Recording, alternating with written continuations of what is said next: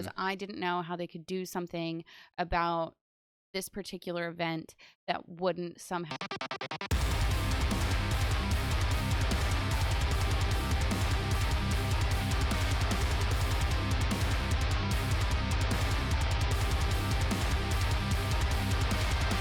Hello, everyone. Welcome back to another episode of Arsenic and Espresso. I am your host, Alice Arsenic. This is my co-host, Josh, and this is a podcast where we rarely drink coffee, but we always talk about metal music. And tonight, we are reacting to more SKYND.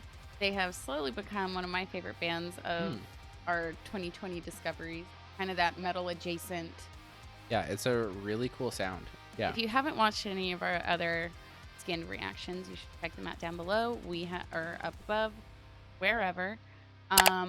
We have reacted to Catherine Knight, which is one of my favorites, and Jim Jones, which is also one of my favorites. And today we are reacting to Columbine, which is probably one of the most requested ones from them. I'm very intrigued because the other two were specifically like serial killer cultist sort of stuff. Whereas this, I mean, you guys know the story. So right. I feel like we don't really need to preface much else other than giving a big thank you to the wonderful people who decided to buy us a cup of coffee this week. We are drinking Death Wish coffee because of you, so thank you very much for that cup of coffee.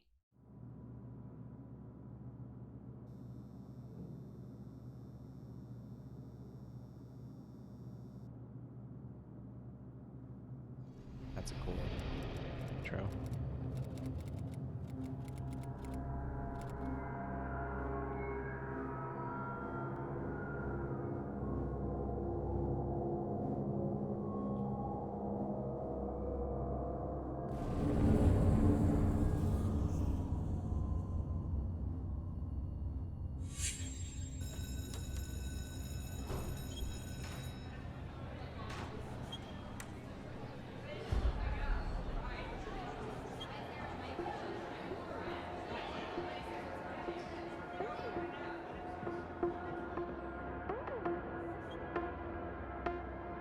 Those eerie electronic sounds. Yep.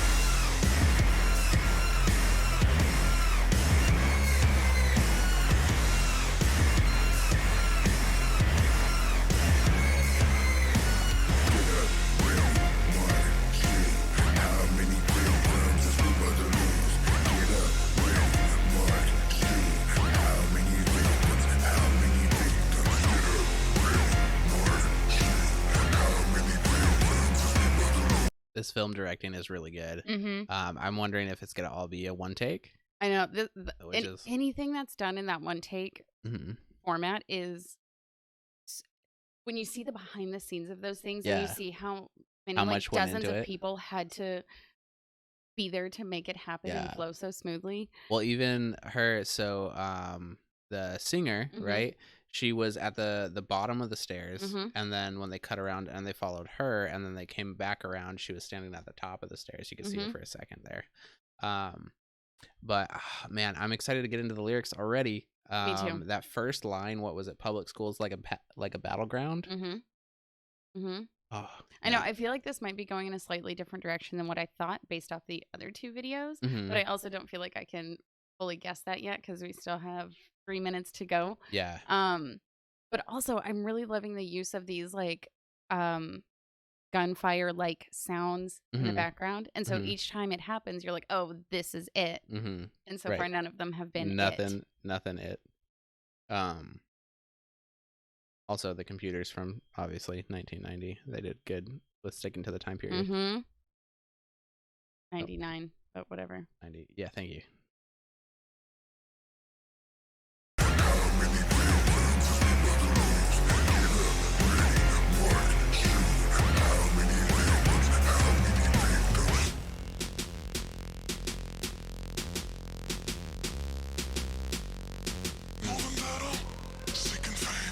That was cool. Mm-hmm. It's just a game we play, baby soldiers, baseball field, and sort of shot the gun, come click to the beat. Down, we shoot it down, we come around, and when we pull that trigger, get down, we shoot it down, we come around, the gun goes.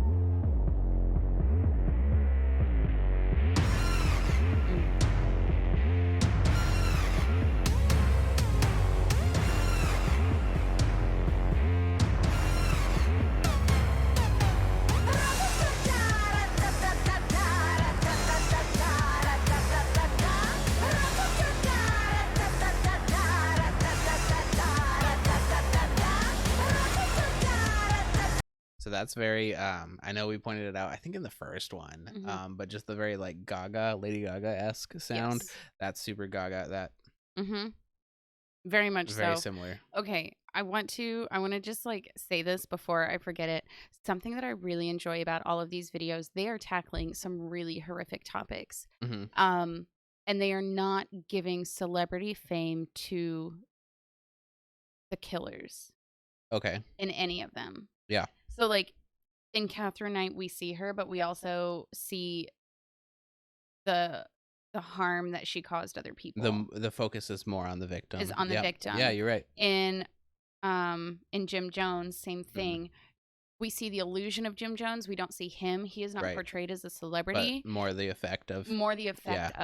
And it is simply just alluding to who it was, and it's sufficient. We already know. Mhm. We don't need his picture again. Yeah. Right? And I'm feeling the same thing with this. I can't lie. I was kind of not looking forward to this video because I didn't know how they could do something about this particular event that wouldn't somehow celebrate Right, like glorify the perpetrators. it. Yeah. And so I really love how they've done this. I feel like it is, I mean, it's focusing on the terror of the children involved, and they were children. Yeah. Right? So like it's focusing on their terror. I feel like in this little bit we're seeing the sheer confusion that came along with what was happening, and then honestly terror. I feel like they're really portraying the terror really well. I have chills over my whole body watching this. Mm-hmm. Mm-hmm.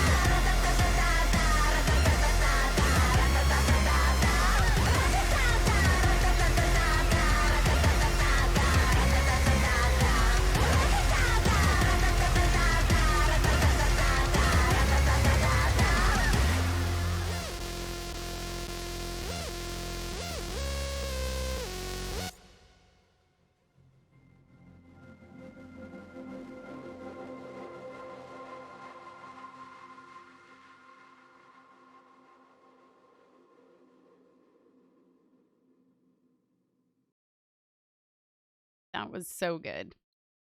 That was so good. Like I just said, I was worried that this would somehow glorify um, the wrong people. Yeah. It's hard to make music about these topics. It just is. It's hard to talk about these things. It's hard to discuss them, especially when it is so recent, especially when it is from, Right. like our home country.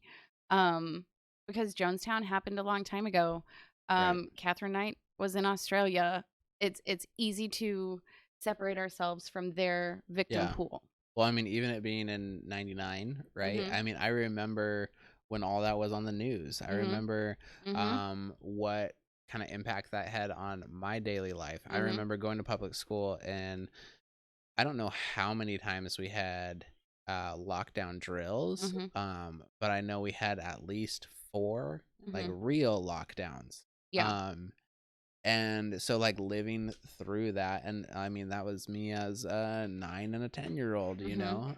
Well, and at that time, I was already being homeschooled, and I Mhm. can remember hearing my parents be like, "This is why we pulled them out of school," and stuff like that, and not at all comprehending what happened. Right. Probably until 4 or 5 years later. Yeah.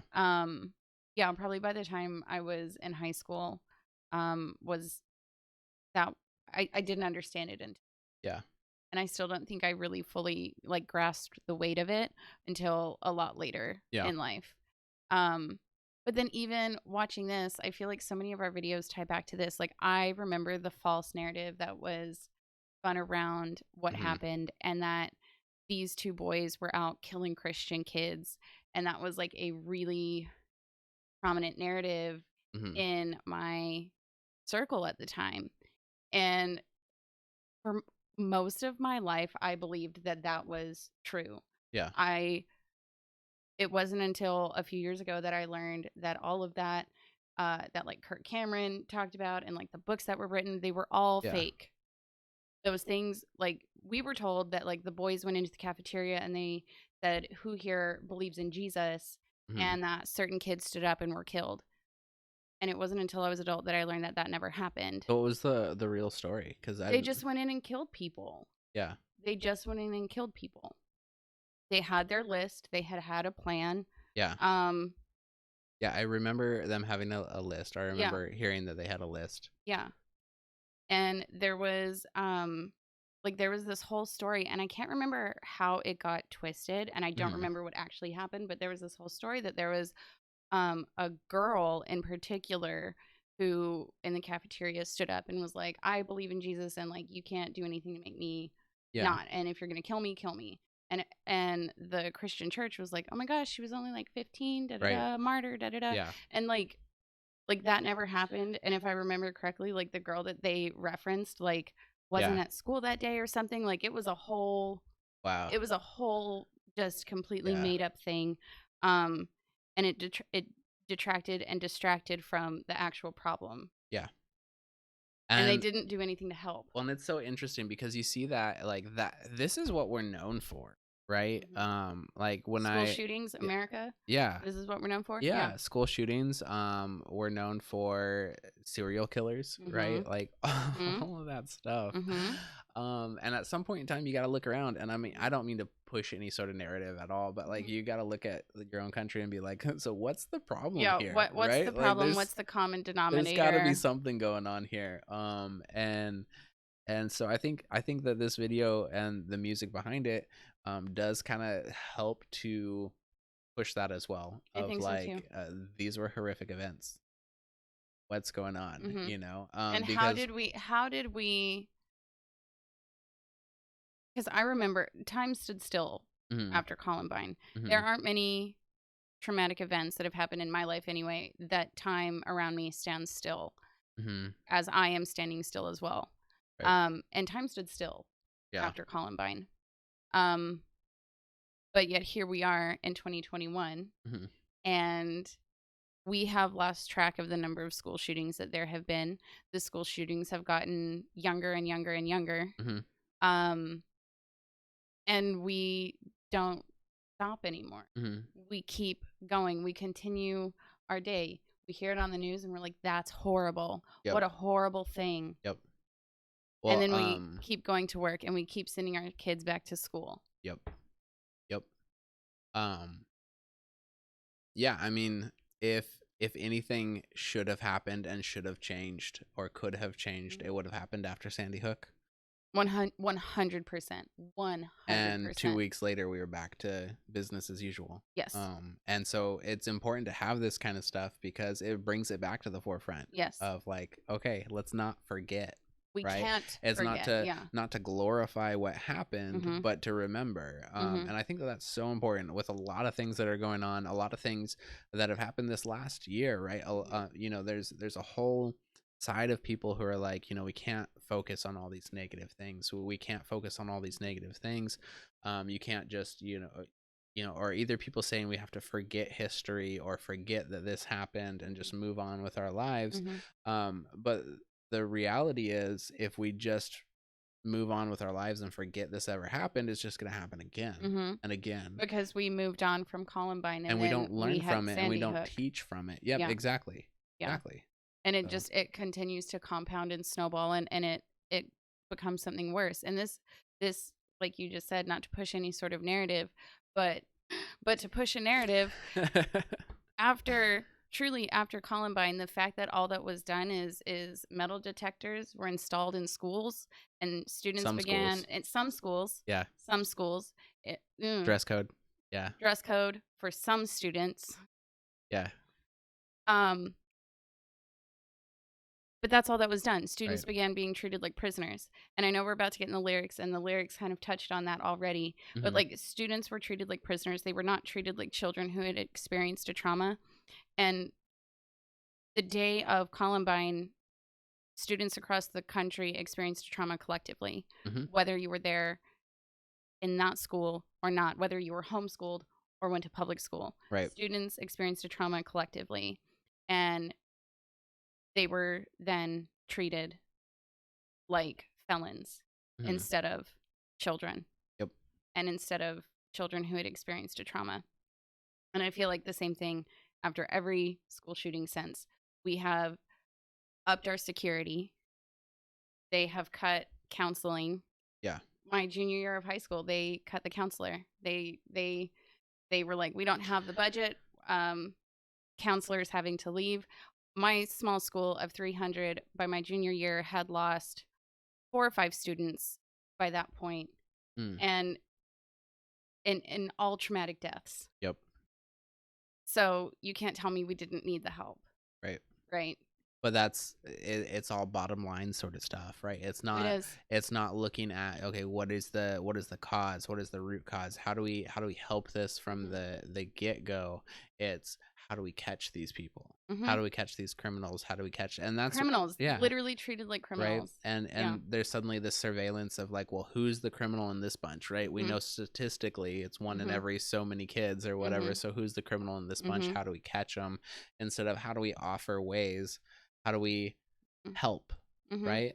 Because I mean, it's great to have a safety net of like, okay, let's make sure we find out what's happening and you know, punish when it needs to be punished. But like, what are we doing to prevent any of that? What kind of nothing preventative has changed. care? Nothing has changed at all. Nothing will change. So it's kind of crazy. No, I'm pretty outspoken when it comes to, we homeschool our kids. We homeschooled before COVID.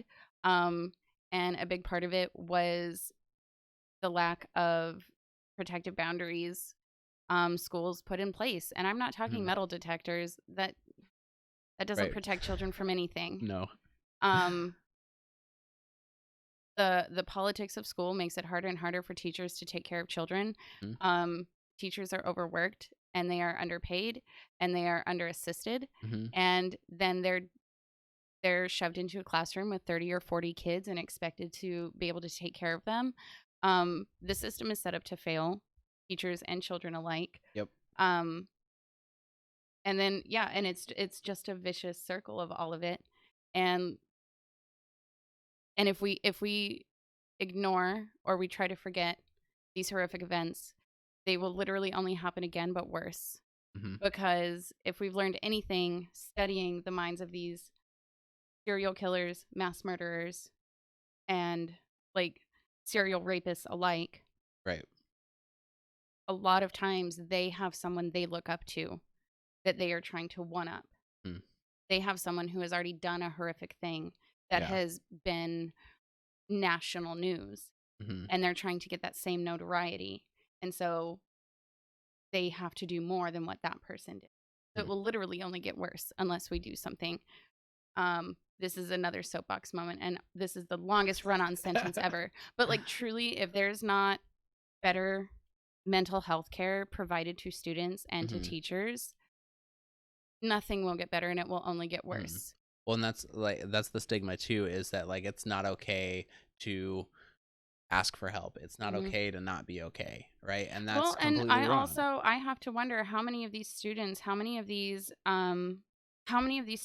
reached out Or for even help and either been met with there's nothing we can do for you, Mhm. or they've been met with people who literally don't care, or they're met with someone who's like, I want to help you, but I have no resources in Right. which to do so. I was gonna say I know teachers who see it all the time. Every school year, there's one or two kids that they're like, this is what I want to try to do for this kid, but there's so many roadblocks in the way. I can't do anything for them, Yeah. right?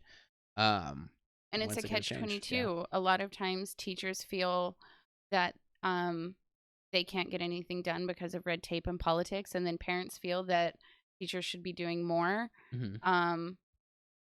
And it's a blame game on who else could be doing more, Mhm. and children get left behind. Children get literally just pushed to the side when the focus should be on them. Mhm.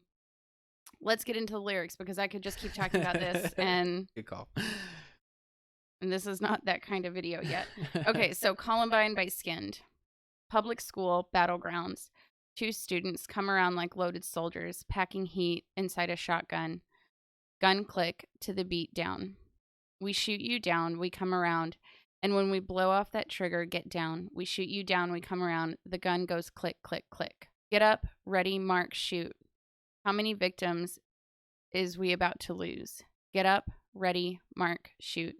How many victims? How many victims? Get up, ready, mark, shoot. How many victims is we about to lose? Get up, ready, mark, shoot. How many victims? How many victims? No vendetta seeking fames. No vendetta seeking fame. Bombs and bullets. It's just a game we play. Baby soldiers, baseball field, inside a shotgun. Click. The beat down. We shoot you down, we come around. And when we blow off that trigger, get down. We shoot you down, we come around. The gun goes rat-a-tat. Get up, ready, mark, shoot. How many victims is we about to lose? Get up, ready, mark, shoot. How many victims? How many victims? And then it just repeats that several times. I do really love the repetitiveness of their songs. Yeah, no, it's different because she's not a like master lyricist in any way. It's pretty simple, but she doesn't waste any lines. No. Right? Yes. It's all very much to the point. It's all, every single line is a reference to something.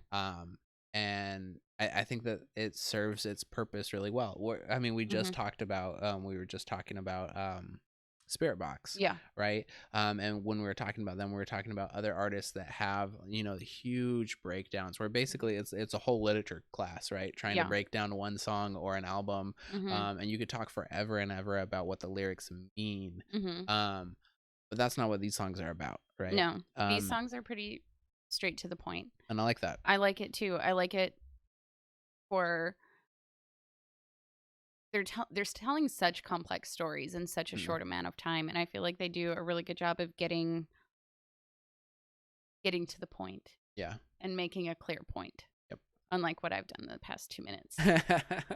Anyway, I hope you enjoyed this video as much as we did. It was a great retelling of a really horrific event. If you haven't seen our other SKYND reactions, you should check them out. Jim Jones is, I think, my favorite song that we've checked out so far. Yeah. And Catherine Knight is my favorite murderer. So, with that being said, everything you need to know about us is in the description box below. You can check us out on our other social medias, Instagram and Twitter. And that's it. Thanks so much for watching, and we will see you next time.